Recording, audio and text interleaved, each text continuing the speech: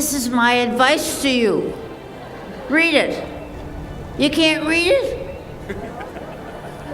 Yes, I'm putting you in the shoes of a non-reader. Frustrating, isn't it? But there's a joy in reading something you couldn't read before. You have 70 to 80 years ahead of you to learn. It's lifelong learning, I'll tell you. For me, Ruth Colvin is a legend. She is one of the earliest literacy right champions for our field and across the nation. In the early 1960s, when Ruth learned that there were over 11,000 adults in her local community in Syracuse that were struggling and at a very low level of literacy, it lit a fire in her. It became her life's mission. Many folks that know Ruth see her with this image of this white refrigerator that was in her basement. And when she started this in her basement in Syracuse, she used to store these instructional materials in the refrigerator because she didn't have a big enough shelf. That grew into Literacy Volunteers of America. One of the things that Ruth understood fundamentally, I had the privilege of reading her memoir that she wrote at age 100, is that we are not individuals first and foremost, but we are social beings, and that fundamentally our interdependency and our interconnectedness makes us who we are.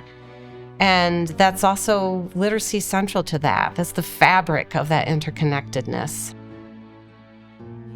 When we think about Ruth's 63 years of dedication to this field, we together can honor Ruth's legacy by, I think, first and foremost, ensuring that every single adult that needs adult literacy services has access.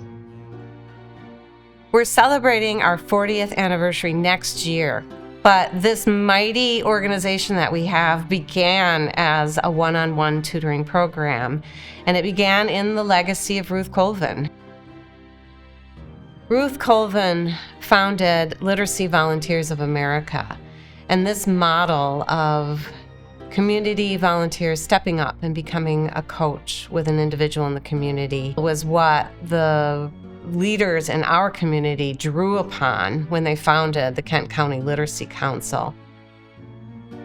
We honor Ruth by taking that human-centered approach, and we need to all figure out as a field, how do we reach even more learners that need our services that are not even aware of our services?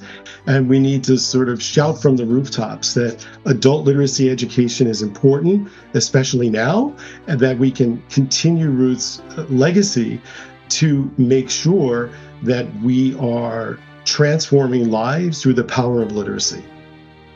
She wasn't an expert. She wasn't an elected official. She was just a woman in her community that saw a problem, but was compelled to step up and address that problem. I am honored to accept, on behalf of Ruth Colvin, the Champion of Literacy Award from the Literacy Center of West Michigan. Thank you. I'm often asked, what is my secret to longevity? I have no secret. I've found that God works in mysterious ways, planting seeds within our lives to prepare us for future ventures.